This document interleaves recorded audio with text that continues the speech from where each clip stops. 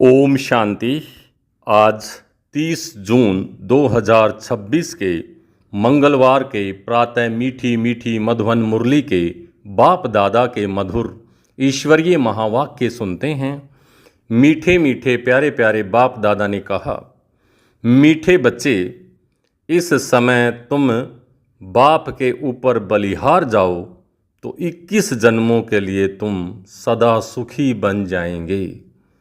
प्रश्न है, ज्ञानी बच्चों को अपनी अवस्था ठीक रखने के लिए कौन सी आदत पक्की डालनी चाहिए?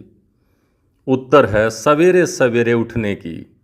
सवेरे सवेरे उठकर बाबा की याद में बैठना यह बहुत अच्छी धारणा है। जो बच्चे जल्दी सोते और जल्दी उठ जाते उनकी अवस्था सारा दिन ठीक रहती है। अज्ञानियों की नींद से ज्ञानी बच्चों की नींद आधी होनी चाहिए। 10 बजे सो जाओ, 2 बजे उठकर बैठो। गीत चला, मुझको सहारा देने वाले दिल कहे तेरा शुक्रिया। ओम शांति। बच्चे सम्मुख बैठे हैं तो जानते हैं हम जीव आत्माएं हैं। यहाँ तो जीव आत्माएं होंगी ना। जब आत्मा को शरीर नहीं है तो नंगी है, बिना अंगों के है, उसको अशरीरी कहा जाता है। तुम तो शरीर के साथ बैठे हो। आत्मा व परमात्मा जब तक शरीर में न आए तो बोल न सके। तुम जीव आत्माएं जानती हो। अब बाप के सम्मुख बैठे हैं, हूबहू जैसे 5000 वर्ष पहले सम्मुख आए थे। बच्चे जरूर बाप से वर्षा ही लेंगे। जानते हैं हम अपने परम पिता परमात्मा बेहद के बाप के सम्मुख बैठे हैं। क्यों बैठे हैं? बाप से बेहद का वर्षा लेने के लिए। जैसे स्कूल में समझते हैं हम टीचर द्वारा इंजीनियरी, बैरिस्टरी, डॉक्टरी सीखते हैं, यह एम ऑब्जेक्ट रहती है।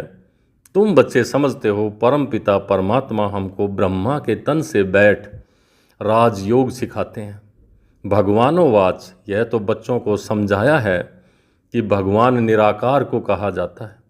जीव आत्माएं पुनर्जन्म जरूर लेती हैं। कोई भी सन्यासी से तुम पूछो मनुष्य पुनर्जन्म लेते हैं तो ऐसे नहीं कहेंगे कि नहीं लेते हैं। नहीं तो 84 लाख जन्म कैसे बताएंगे फिर वो। पूछो तुम पुनर्जन्म को मानते हो? यह तो बरोबर है। आत्मा संस्कार अनुसार एक शरीर छोड़ फिर दूसरा लेती है। ऐसे कोई कोई मनुष्य 84 जन्म लेते हैं। 84 लाख जन्म की तो कोई बात ही नहीं।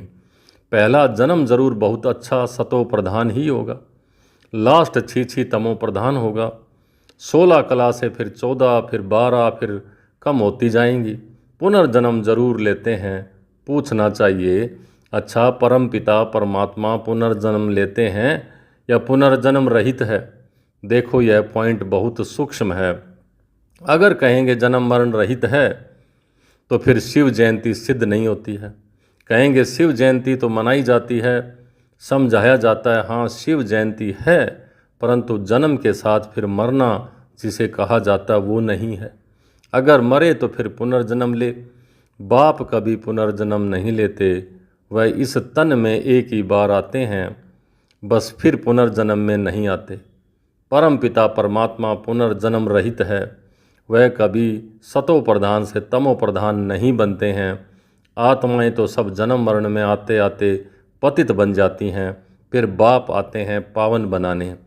इससे सिद्ध होता है आत्मा ही पतित होती है। आत्मा घर से पावन आती है, फिर माया पतित बना देती है। बाप तो कभी पतित नहीं बनाएंगे। बाप कभी भी बच्चों को गंदी मत नहीं दे सकते। इस समय के मनुष्य पतित मत ही देते हैं। अब पावन बाप कहते हैं कि पतित नहीं बनो, अर्थात विकार में नहीं जाओ। रावण की मत से दुख धाम बन गया है, पहले सुख धाम था। ऐसे नहीं बाप ही सुख दुख देते हैं। नहीं, बाप कभी बच्चों को दुख की मत दे नहीं सकते। माया ही दुख देती है। उस माया पर जीत पाने से तुम जगत जीत बनते हो। मनुष्य माया का अर्थ नहीं समझते, वह धन को माया कह देते हैं। कहते हैं ना, इनको माया का नशा बहुत है, परंतु माया का नशा होता नहीं। वहाँ रावण का बुत बनाकर जलाते नहीं। बुत तो दुश्मन का बनाया जाता है। रावण राज्य शुरू होता है आधा कल्प से। देह अहंकार आने से फिर और विकार आ जाते हैं। शास्त्रों में लिखा हुआ है देवताएं वाम मार्ग में अर्थात विकारों में जाते हैं। माया के वश होने से परवश बन जाते हैं, परमत पर चलते रहते हैं। अभी तुम चलते हो श्रीमत पर। परमत माना माया की मत, श्रीमत अर्थात श्रेष्ठ बाप की मत। वह है रावण की मत, आसुरी मत, माया की मत, परमत।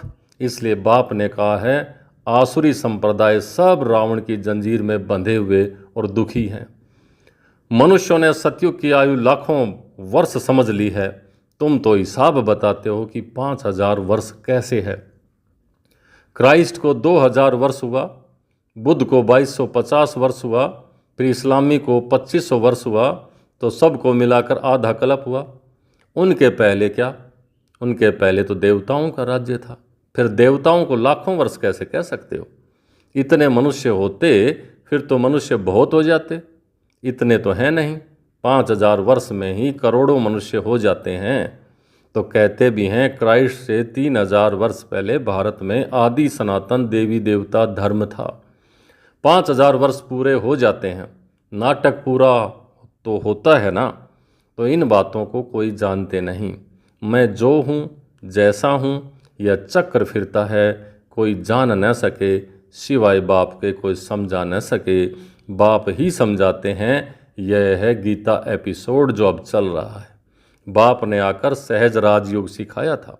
बाबा बूढ़ी माताओं को भी समझाते हैं कि यह बहुत सहज बात है, सिर्फ बाप और वर्षे को याद करना है। बच्चा पैदा हुआ गोया वारिस पैदा हुआ। तुम समझते हो हम बाबा के वारिस हैं, 5000 वर्ष बाद फिर से मिलने आए हैं। यह बड़ी गुप्त बातें हैं। बाबा पूछते हैं पहले कभी मिले हो? कहते हैं हाँ बाबा। आत्मा इस मुख द्वारा कहती है ना, हम 5000 वर्ष पहले आपसे मिले थे। आप इस तन द्वारा शिक्षा देने आए थे। जो पक्के पक्के बच्चे हैं समझते हैं हम बाबा से बेहद का वर्षा लेने बैठे हैं। हम बेहद के बाप के बने हैं ब्रह्मा द्वारा। तो बाप कहते हैं मुझे पहचानते हो? मैं तुम्हारा बाप हूँ। तुम कहेंगे हाँ बाबा, हम आत्माओं के आप परम पिता परमात्मा बाप हो। बाप भी कहते हैं तुमको हमने स्वर्ग में भेजा था, वर्षा दिया था, फिर माया ने छीन लिया, फिर अब मैं देता हूँ। माया वर्षा छीनती है, बाप दिलाते हैं। यह अनेक बार खेल हो चुका है, होता रहेगा, अंत नहीं है। बाप के बनते हैं, फिर कोई सगे, कोई लगे, कोई सोतेले, कोई मातेले बनते हैं। कच्चे पक्के तो हैं ना, पक्कों को भी कभी माया एकदम जीत लेती है। बच्चे कहते हैं बाबा हम जब तक जिएंगे आपसे वर्षा लेते रहेंगे। विकर्मों का बोझा सिर पर बहुत है, तो जितना तुम याद में रहेंगे उस योग अग्नि से तुम पाप आत्मा से पुण्य आत्मा बनते जाएंगे। आग चीज को पवित्र बना सकती है, तो आग में जलने से तो चीज़ें पवित्र बनती हैं। तुम्हारी है योग अग्नि, यह बेहद का यज्ञ है। बेहद के सेठ ने बेहद का यज्ञ रचा है। इतने वर्ष कोई भी यज्ञ चलता नहीं है। 7-8 रोज व 1 मास के लिए यज्ञ रचते हैं। तुम्हारा यह यज्ञ तो कितने वर्षों से चल रहा है। बाप तो सुनाते रहते हैं, कहते हैं भूलो मत, सिर्फ मुझे याद करो तो तुम्हारे जन्म जन्मांतर के विकर्मों का बोझा कटता जाएगा। भगवानोवाच मुझ अपने बाप को याद करो, जरूर आया हुआ है तब तो कहते हैं ना। बाप कहते हैं अब तुमको वापस जाना है। तुम्हारी आत्मा इस समय बहुत पतित है। अब तुम जानते हो योग से हम पावन बनते जाएंगे। तुम्हारी तो प्रतिज्ञा है कि आप जब आएंगे तो और संग तोड़ तुम संग जोड़ेंगे। तुम पर वारी जाएंगे। स्त्री पुरुष पर और पुरुष स्त्री पर बलिहार होते हैं। यहाँ है बाप पर बलिहार जाना। शादी में एक दूसरे पर बलिहार जाते हैं ना, तो अब बाप कहते हैं तुमको कोई मनुष्य पर बलिहार नहीं जाना है। तुम्हारी प्रतिज्ञा है आप पर बलिहार जाऊंगी। आप हमारे पर बलिहार जाओ तो 21 जन्म तुमको सदा सुखी बनाऊंगा। कितना भारी वर्षा है, श्रीमत से तुम श्रेष्ठ बनेंगे, यह भूलो मत। लक्ष्मी नारायण का चित्र भी घर में रख दो। हम बाप से यह वर्षा ले रहे हैं। बाप परम धाम से आए हुए हैं, परंतु माया चील भी कम नहीं है। सबकी बात नहीं है, परंतु नंबरवार हैं। कोई तो एकदम भूल जाते हैं कि हम बाप से वर्षा लेते हैं।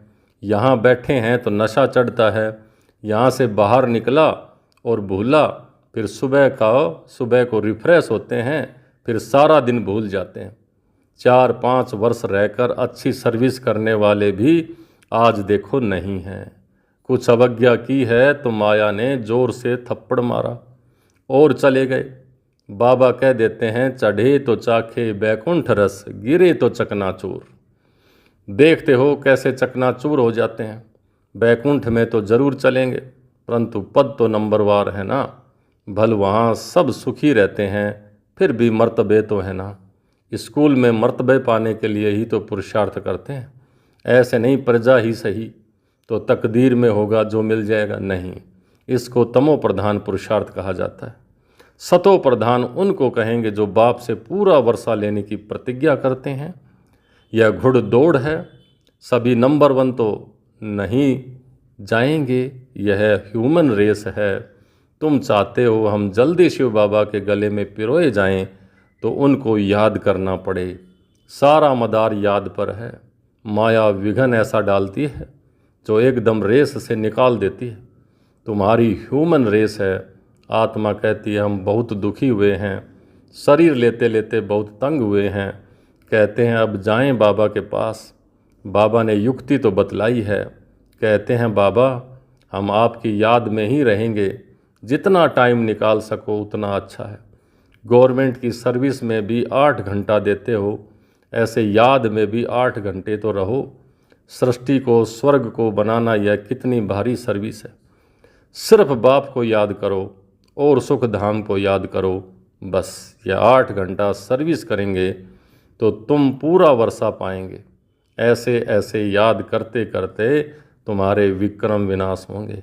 8 घंटा इस सर्विस में दो, बाकी 16 घंटा तुम फ्री हो। जितना हो सके तुम घड़ी घड़ी याद करो। याद तो कहाँ भी बैठ कर सकते हो। सबसे अच्छा टाइम तुमको सवेरे मिलेगा। सिंधी में कहावत भी है, सवेरे सोना सवेरे उठना वही मनुष्य बड़ा गुणवान है। यह गायन भी अभी का है, अर्थात जल्दी सोना और जल्दी उठना यह अभी का ही गायन है।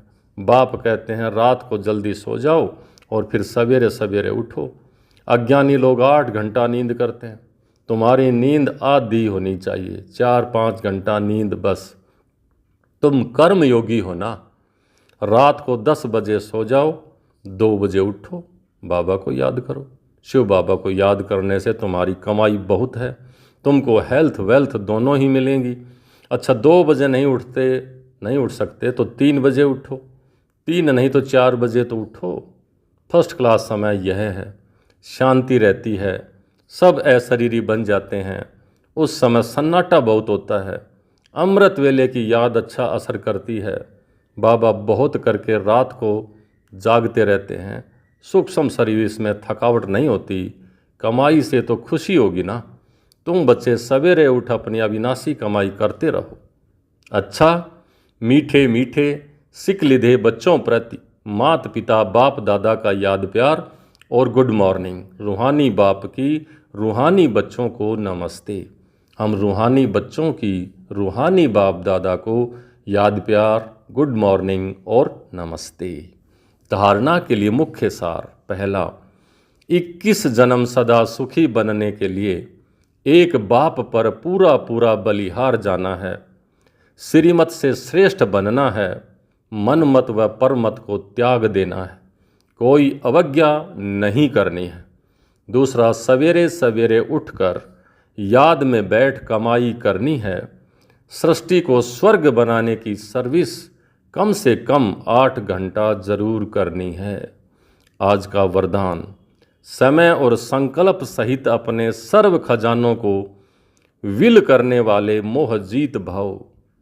समय और संकल्प सहित अपने सर्व खजानों को विल करने वाले मोह जीत भव। जैसे बच्चे को सब कुछ विल कर दिया जाता है, ऐसे आप लोग भी बाप को अपना वारिस बनाकर सब कुछ विल कर दो तो विल पावर आ जाएगी। इस विल पावर से मोह स्वतः नष्ट हो जाएगा। जैसे साकार बाप ने पूरा ही अपने को विल किया, वैसे आप लोगों की जो स्मृति है, समय और संकल्पों का खजाना है, उसे विल करो, अर्थात श्रीमत प्रमाण सेवा में लगाओ, तो मोह जीत बंधन मुक्त बन जाएंगे। आज का स्लोगन, एक दो का स्नेही बनने के लिए सरलता और सहनशीलता का गुण धारण करो। एक दो का स्नेही बनने के लिए सरलता और सहनशीलता का गुण धारण करो। ये अव्यक्ति सारे सदा हर्षित रहने के लिए अपनी नेचर को सरल बनाओ, सहनशील बनो। बाप दादा का वरदान है, सदा खुश रहो, खुशी का खजाना बांटो, खुशी की लहर सर्व में फैलाओ। आपके चेहरे पर सदा खुशी की मुस्कुराहट चमकती रहे, ऐसे हर्षित मुख रहो। इसके लिए बोल में मधुरता, संतुष्टता, सरलता की नवीनता अवश्य हो। ब्राह्मण आत्माओं के बोल साधारण बोल ना हो, हर कर्म में ऐसी नवीनता हो जो हर एक उससे प्राप्ति का अनुभव करे। अच्छा, ओम शांति।